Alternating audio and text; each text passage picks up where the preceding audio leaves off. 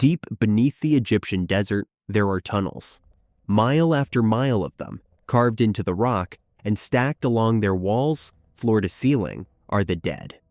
Not people, birds. Millions upon millions of carefully wrapped birds, sealed in jars, packed in like a library of the embalmed. In other catacombs, it's cats. In others, dogs or crocodiles or falcons. The Egyptians didn't just mummify their pharaohs and their loved ones. They mummified animals on a scale that is almost impossible to wrap your head around, tens of millions of them.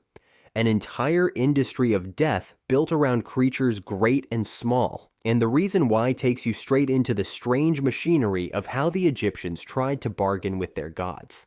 Let's get the scale clear first, because it's genuinely staggering. At sacred sites across Egypt, archaeologists have uncovered animal cemeteries containing numbers that beggar belief. The catacombs of the sacred ibis, a long-beaked wading bird, hold millions of mummified specimens at a single site, and there were multiple such sites.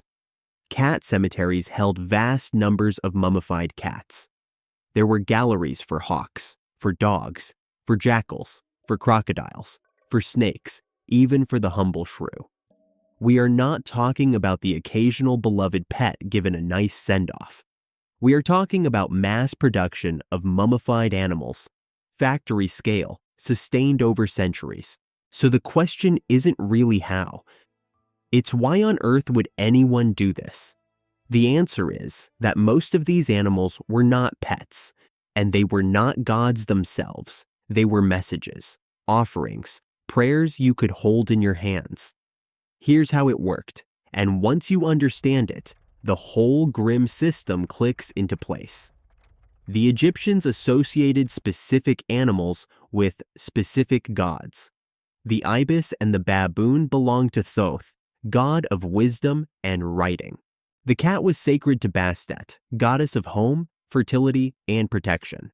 The falcon belonged to Horus, the dog and the jackal to Anubis, the crocodile to the fearsome Sobek. So if you were an ordinary Egyptian with a problem, an illness, a longing for a child, a romance going wrong, a wish for a long life, you could travel to the temple of the relevant god, and you could buy a mummified animal sacred to that god and offer it up. The mummy was a kind of intermediary, a rapt little messenger sent to the divine, carrying your prayer with it. Give the god a proper burial for one of his sacred creatures, and maybe the god would look kindly on you and grant your request. It was, in a sense, a beautiful idea. A way for a poor farmer to participate in the sacred, to send something of himself toward the heavens. But take a breath, because the reality behind that beautiful idea was a lot darker than the prayer suggested. Not every sacred animal was mass-produced, though, and the exception throws the rest into sharp relief. At the very top sat creatures like the Apis bull, a single animal believed to be a living god walking the earth, identified by special markings the priests searched for. This one bull lived in unimaginable luxury, pampered, adored, fed the finest food, attended like royalty for its entire life. And when it finally died, it was mummified with staggering care and entombed in a colossal stone sarcophagus in vast underground galleries built specifically to house generations of these divine bulls, each coffin weighing many tons. So the Egyptians ran two completely opposite systems at once, a handful of animals treated as gods incarnate and buried like emperors, and millions of others bred in pens to be killed young and sold as cheap wrapped prayers. Same reverence for the sacred animal, wildly different price of admission, depending entirely on which animal the gods had chosen. Where do you get millions of sacred animals to sell to millions of pilgrims? You don't find them, you farm them. The temples ran what were effectively breeding operations, raising huge numbers of cats, ibises, and other creatures, for the express purpose of killing them young and turning them into offerings. These animals were bred to die. A kitten dedicated to Bastet wasn't a stray that lived a long, happy life and passed peacefully. In many cases, it was raised in the temple's stock specifically to be sold as a votive mummy, its life deliberately cut short when it was needed, often while it was still young, sometimes by having its neck broken. The sacred cat of the goddess of protection was, in cold practice, livestock, an entire supply chain of birth, death, and embalming, running constantly to feed the public's hunger to petition the gods. So picture the pilgrim arriving at the temple, full of hope and grief, buying a neatly wrapped little mummy to offer for a sick child, never thinking about the breeding pens out back where that animal had been raised and killed to order. The prayer was sincere. The industry behind it was ruthless, faith and slaughter, running on the same conveyor belt. And it gets more cynical still, because where there's mass demand and sacred mystery, there's fraud.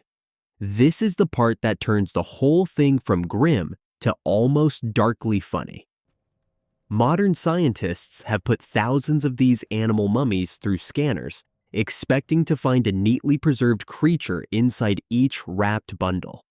And often, that's not what they found. A large share of the mummies, by some studies roughly a third, are partly or completely empty. Inside the beautiful wrappings, instead of a whole sacred animal, there might be just a few feathers, a single bone, a scrap of eggshell, some mud, some reeds, some sticks. Nothing at all. Think about what that means. The priests, or the workshop supplying them, were cutting corners on the sacred. They were selling pilgrims hollow prayers. There's even an ancient record of a scandal at one of these sites, where a temple official discovered that a single ibis was being divided up among multiple mummy bundles, so one bird could be sold several times over as several complete offerings. The faithful paid for a whole sacred creature to carry their plea to the gods, and some of them walked away clutching an artfully wrapped package of leftovers and air, none the wiser. The likeliest reason is brutally simple economics. Demand for offerings ran so far ahead of what even the breeding pens could supply that the workshop simply padded out the numbers, wrapping whatever came to hand and trusting that no one would ever dare unwrap a sacred bundle to check. And the worst part? It probably didn't shake anyone's faith because nobody could see inside.